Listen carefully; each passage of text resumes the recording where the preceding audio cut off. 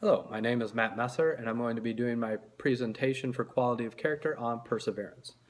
And I chose perseverance because I feel perseverance is the most important attribute or quality a person can have, not only in athletics, which it greatly helps your athletics, but also in life.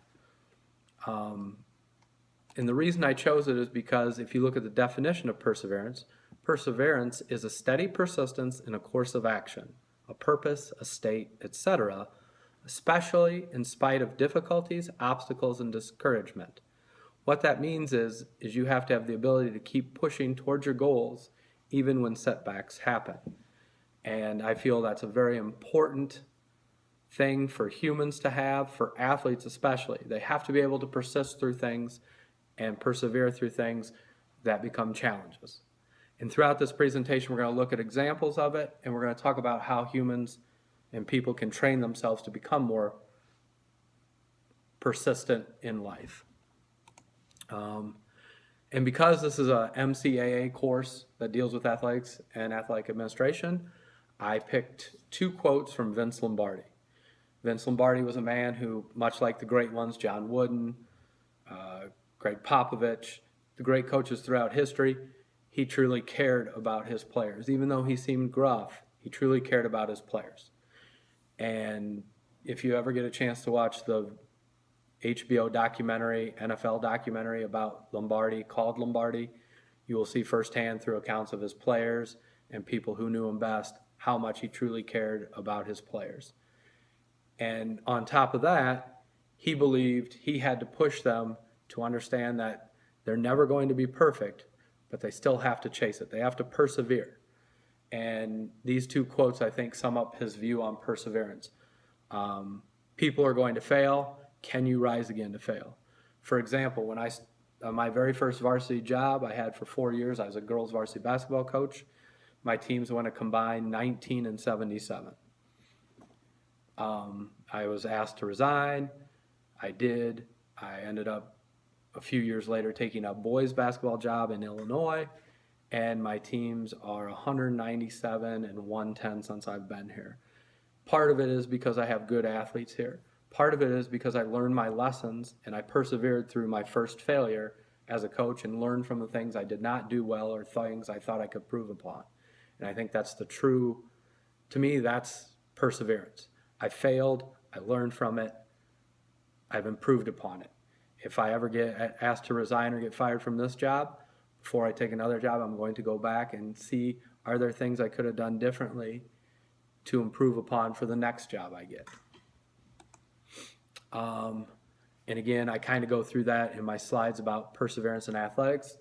As an athlete, things aren't always going to go your way. You're going to go through slumps. You're going to feel like you're working hard, but somebody's always ahead of you. You can give up, or you can persevere to get through that. As a coach or an administrator, people are always going to be second guessing your hires or what you're doing as a coach, especially if you're going through a slump. Parents are going to openly question what you do. Fans are going to openly question what you do. Even your bosses might start to question what you're doing. You have to not only persevere through that and give guidance to your athletes, you have to have an unwavering belief in yourself that what you are doing is right, or you're going to change and find what will be right to help your team. The next set of quotes are from Rudyard Kipling's poem If, and I just want to show you this. I've had this in my wallet. This is the poem If by Rudyard Kipling. I've had that in my wallet in some form or another. It's had to have multiple copies because it's been 24 years almost since I've been graduated from high school.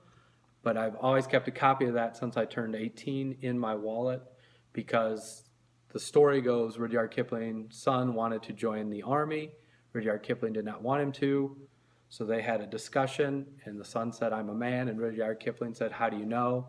And the son couldn't really answer it, so he wrote this poem to explain what it is to be a man. And essentially, if you look at the quotes that I put on here, and the very first quote of the poem, which says, and it's one of my favorite all-time quotes, if you can keep your head when all about you are losing theirs and blaming it on you.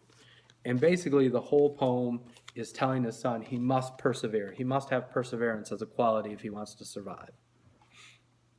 And then we get into actual research on it. And this was by Christopher Berglund with help from Gene Wyka. And they just talk about how dopamine helps people form lifelong habits. And there are 7 ways you can train your brain to help release dopamine and form this habit of perseverance.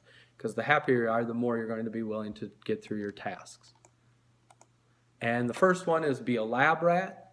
He talks about in experiments when they were first working with labs, they found if you gave a little jolt to the pleasure center of the brain, the rats would feel good about performing tasks. And you can train yourself to do that every time you complete a task. Celebrate it, be excited for yourself. Give yourself a shot of that good dopamine. Number 2, the pleasure principle versus the willpower. And basically what he's talking about here is we have to change our view. Most people think perseverance is a tough thing to get through. You know, you have to fight and grind. And he says we need to look at as a reward. We want that. We want that pleasure of doing something good. It'll boost our confidence. It'll make us feel better or good.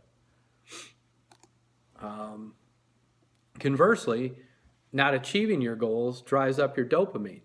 So in order to combat that, be happy just to complete simple tasks like brushing your teeth, making a lunch for your son or daughter, solving a 1,000-piece puzzle or doing a crossword. Celebrate those things. Feel good about those things when you do it, and your dopamine level, your dopamine tank, if you will stay full. The next one is expectation and belief.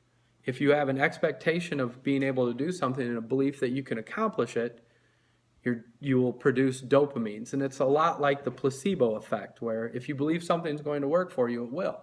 If you believe you can achieve these goals and set these expectations, you will. And it will keep your dopamines firing and keep you feeling better. Because that's all the placebo effect is the dopamines kicking in and making you feel good about what you're doing. Create self-imposed deadlines. Put deadlines on things within a task, mini deadlines. And as long as you don't procrastinate, because that causes stress, you're going to feel really good, and it's going to keep your dopamines amped up and keep that dopamine tank running full. This is my favorite of the suggestions.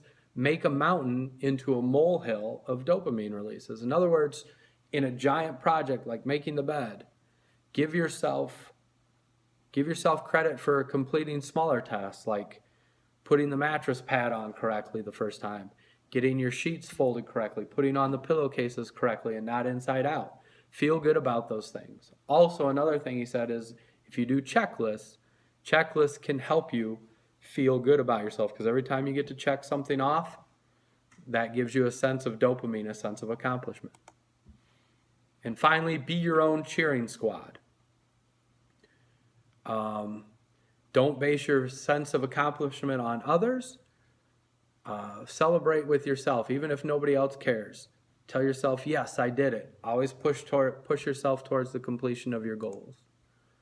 And then the key is creating a steady flow of dopamine in order to create a habit of perseverance. And mainly remember, you can train your brain, and that means perseverance isn't just for a few, it's for everybody.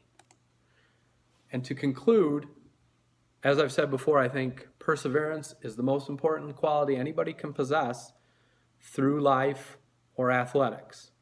And now, thanks to neuroscience, we know we can train ourselves to make perseverance a habit. And that concludes my presentation on perseverance. I hope you enjoy it.